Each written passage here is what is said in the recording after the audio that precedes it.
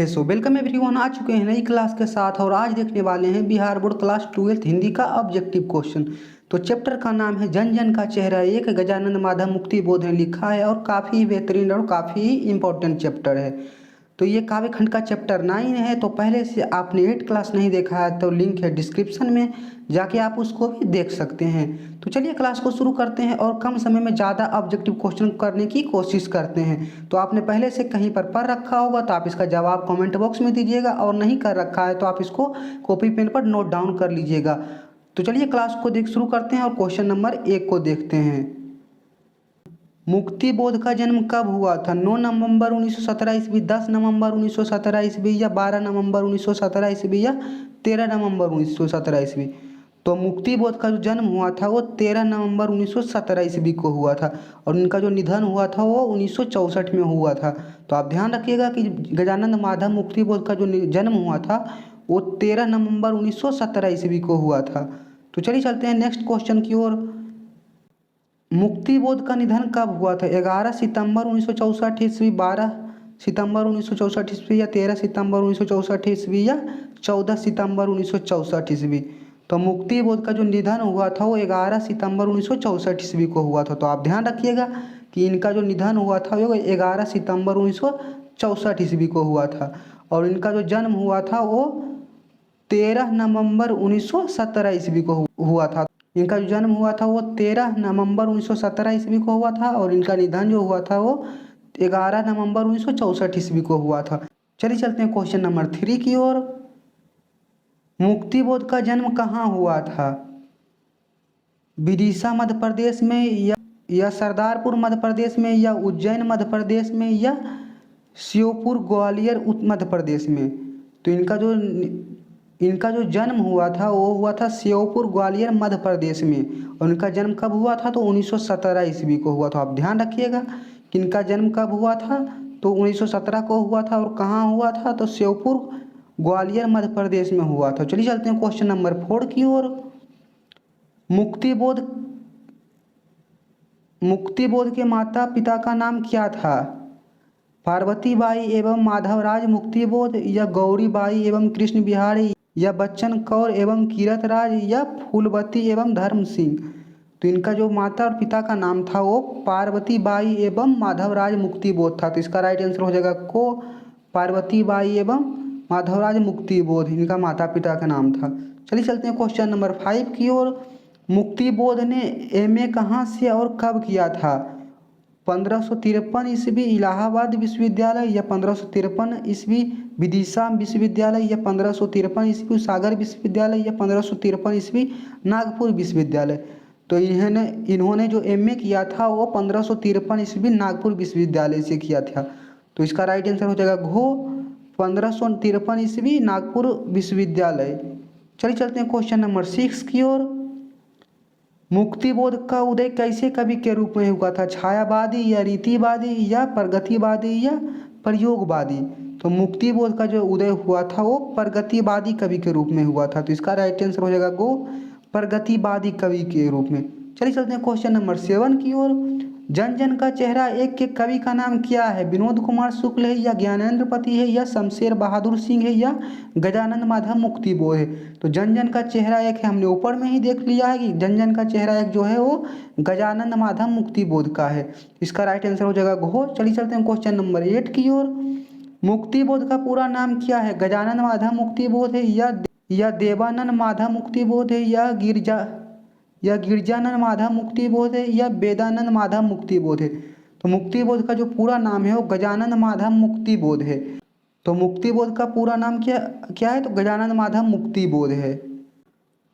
चलिए चलते हैं क्वेश्चन नंबर 9 की ओर। नई कविता का अति संघर्ष के कवि का नाम क्या है? निराला है, या मुक्ति बोध है, या प्रसाद है, या त्रिलोचन है। तो नई कविता का आद्य संघर्ष के कवि का नाम जो है वो मुक्ति बोध है। इसका राइट आंसर हो जाएगा खो मुक्ति बोध। चलिए चलते हैं क्वेश्चन नंबर 10 की ओर।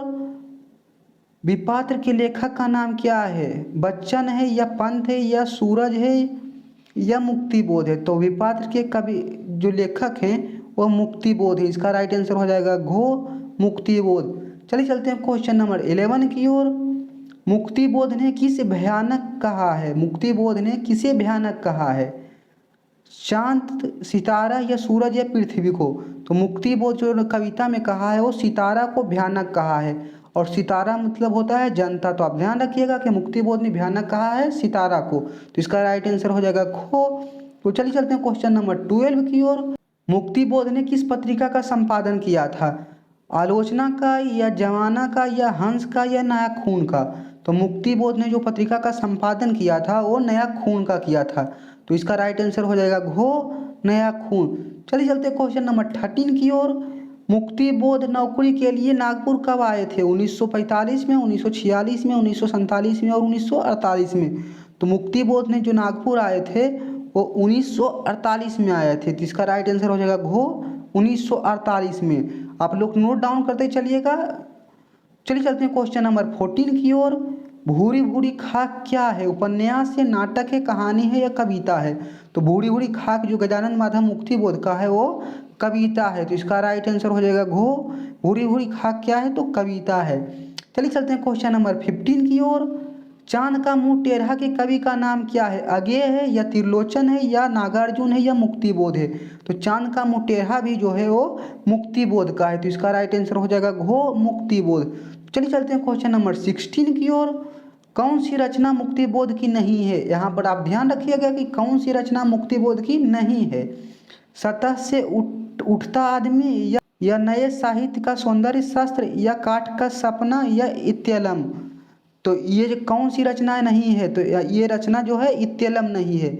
इत्यलम जो है वो सच्चिदानंद हीरानंद बादशाहन आगे का है, तो और ऊपर वाला तीनों जो है वो मुक्तिबोध का है, और ये जो घो नंबर है वो सच्चिदानंद हीरानंद बादशाहन आगे का है, इत्यलम। तो चलिए चलते हैं क्वेश्चन नंबर 17 की ओर। मुक्तिबोध किस काल के कवि हुए? प्रयोगवाद के या छायावाद के या द्वैत काल के या प्रगतिवाद के? तो मुक्तिबोध जो हुए वो प्रगतिवाद के कवि हुए, तो इसका राइट आंसर हो जाएगा घो, प्रगतिवाद। मुक्तिबोध किस काल के कवि हुए? तो प्रगतिवाद के। चलिए चलते हैं क्वेश्चन नंबर 18 की ओर। मुक्तिबोध ने नागपुर के प्रकाशन एवं सूचना विभाग में किस रूप में नौकरी की? मुक्तिबोध ने नागपुर के प्रकाशन एवं सूचना विभाग में किस रूप में नौकरी की? निर्देशक के रूप में, संपादक के रूप में या कारी डरने के रूप में या पत्रकार के रूप में? तो इसका राइट आंसर हो जाएगा घो, पत्रकार के रूप में। चलिए चलते हैं क्वेश्चन नंबर 19 की ओर। सितारा किसे कहा है? तो मैंने आपको पहले ही बताया है कि गजानन माधव मुक्तिबोध जो ने कहा है सितारा वो जनता को कहा है, इसका राइट आंसर हो जाएगा घो, जनता को। चलिए चलते हैं क्वेश्चन नंबर 20 की ओर। ज्वाला कहाँ से उठती है? समुद्र से, जनता से या नदी से या आग से?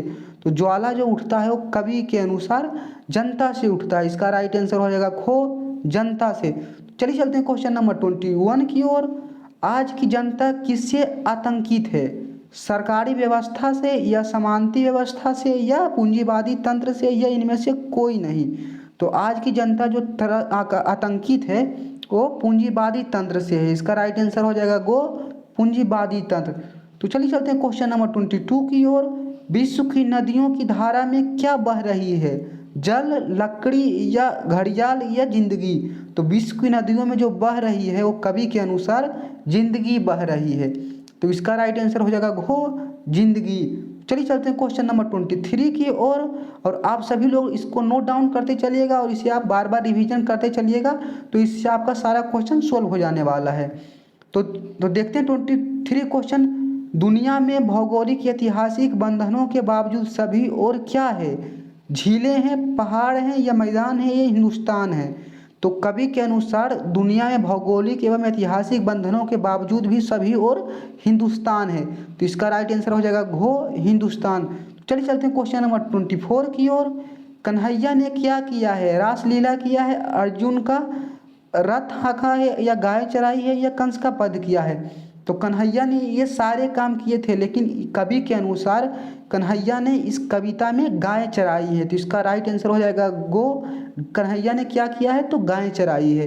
चलिए चलते हैं क्वेश्चन नंबर 25 की ओर। इनमें से भारत की कौन सी नदी है?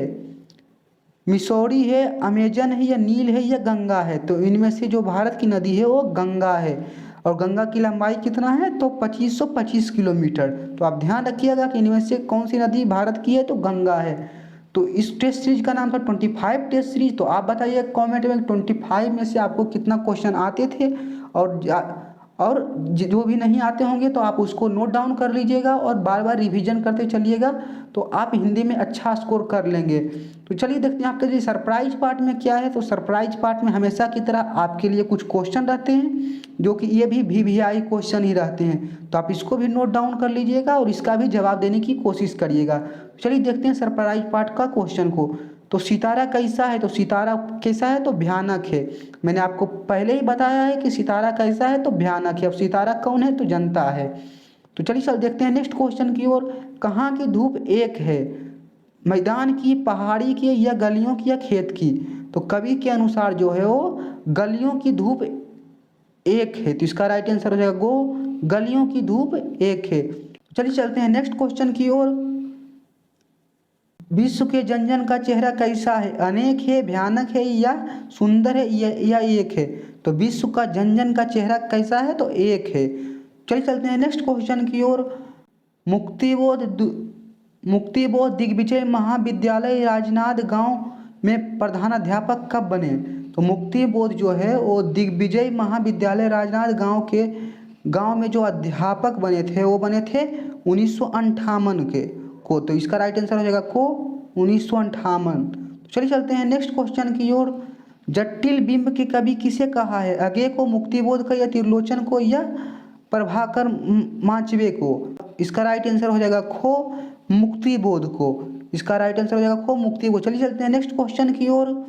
मुक्तिबोध रचनावली के संपादक कौन हैं। तो मुक्तिबोध के जो रचनावली के संपादक हैं वो हैं नैमिचंद्र जैन। तो इसका राइट आंसर हो जाएगा नैमिचंद्र जैन। इसका राइट आंसर हो जाएगा गो।